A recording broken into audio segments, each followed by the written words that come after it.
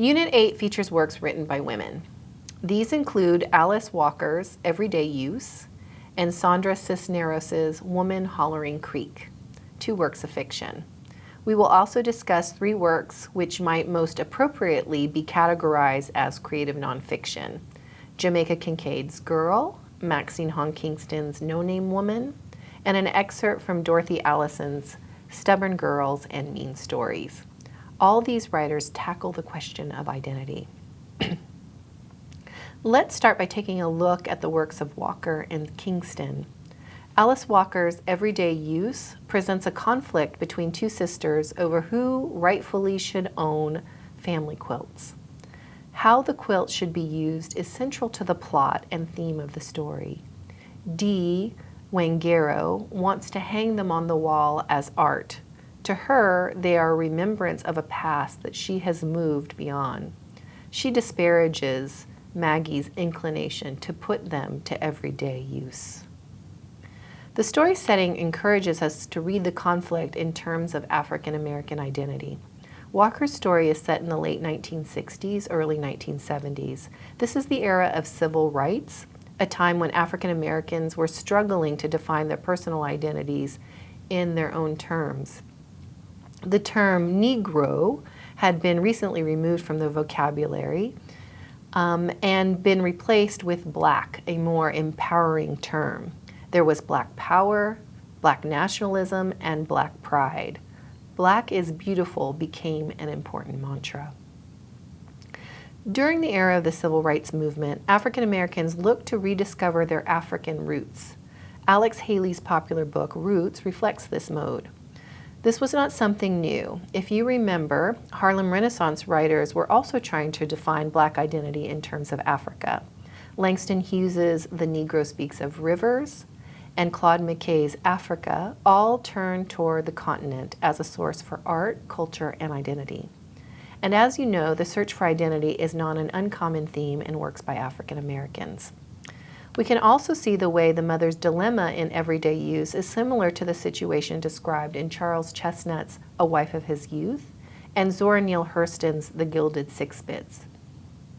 In these stories, characters must choose from different versions of African American identity. For Chestnut, these versions of identity align geographically with Northern Blacks developing a culture they viewed as separate from that of Southern Blacks. In Zora Neale Hurston's story, she contrasts values and divides Black culture along lines of geography and socioeconomic terms. In Everyday Use, the 2 sisters couldn't be more different.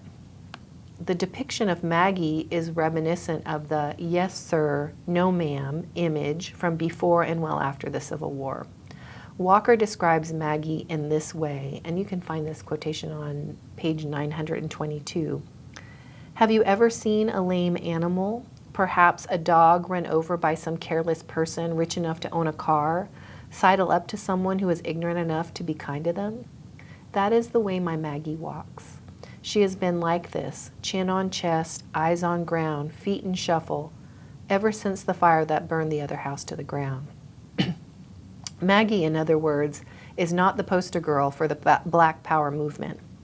Dee, on the other hand, is assertive, and she's quick to claim her place in the world. She's intelligent and college-educated. Reminiscent of Malcolm X, she has changed her name to the African-sounding Wangaro because, she says, I couldn't bear it any longer, being named after the people who oppress me. Dee Wangaro's attempt to assert a positive Black identity is not negative. Indeed, asserting the value of Black culture is a positive strategy. But Dee Wangaro's thinking is presented to us as trendy, even superficial. In researching Dee's adopted name, Wangaro Liwanika Kimanjo, and I'm not sure if I'm pronouncing that correctly, scholar Helga Hole found that the names Wangaro and Kimanjo are misspellings of Kikuyu names. Hole also discovered that Dee's dress is of West African origin rather than East African, which the Kikuyu are, and so her appropriation of African culture and dress and names is not authentic. These inconsistencies seem to indicate Dee's superficial nature, as does her association with her boyfriend, Hakeem A. Barber. Hakeem identifies himself as Muslim. Mama contrasts him to her black Muslim neighbors who are farmers and ranchers. Mama admires these farmers and ranchers for confronting racist whites, but Hakeem is not interested in them, nor is he interested in anything that has to do with farming and ranching. By comparing him to the Muslims down the road, Walker implies that Hakeem is more interested in professing the ideology of black Muslims than he is in the hard work of implementing their causes. He has jumped on the Black Power bandwagon with no real dedication to its root causes. Dee's ignorance of her adopted African heritage is matched by her ignorance of her actual African American heritage. While she knew she had been named for her Aunt Dee, she was unaware of how far back the name went in her family. Mama has to remind her of her Grandma Dee, who had also been named after her own mother 4 generations back. Mama also reveals that she could have traced the name Dee back beyond the Civil War through the branches, she says. She can go back pretty far. Dee's ignorance is on display again when she discusses the dasher for the butter churn and the quilts. She has no knowledge that the dasher was made by Aunt Dee's first husband, something Maggie is aware of, and her familiarity with the quilts is only basic. She says, "These are all pieces of dresses Grandma used to wear. She did all the stitching by hand." She's only partly right, though. The quilts were actually made by not only Grandma Dee, but Big D and Mama, and included scraps of clothing that belonged to both of her grandparents, as well as her great-grandparents and her great-great-grandfather. Their history is more complex, older, and including more people than Dee realizes. Mama reveals her ambivalence toward Dee from the beginning of the story. While she is proud of her daughter's success and envies her ability to, quote, look anyone in the eye, and this is something that she can't even do, Mama is uncomfortable with Dee's selfish, egotistical nature. Walker signals Mama's discomfort in her use of the name Wangaro. It does not imply respect for Dee's choice. There is a definite tone of sarcasm in her voice when Mama uses the name. This is reinforced by her comment, "I'll get used to your name. Ream it out again." As Mama continues her narrative, she gradually changes Rangaro to Dee Rangaro, and in her final references to her daughter, she simply refers to her as Dee. Unlike her sister, Maggie is very aware of her family's history and African American heritage. She knows who whittled the dash her sister wants to use merely as decoration.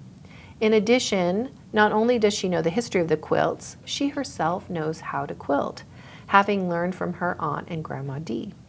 For her, the quilts do not represent a history or culture that is far away and distant, but a culture that she still inhabits and lives and continues. For Maggie, the quilts would be a reminder of her Grandma Dee and her heritage. Dee's primary use for the quilts would be to hang them on the wall as a reminder of her superior social and economic status. Listening to her own inner voice, Mama creates her own values and chooses to entrust the quilts to Maggie rather than to Dee.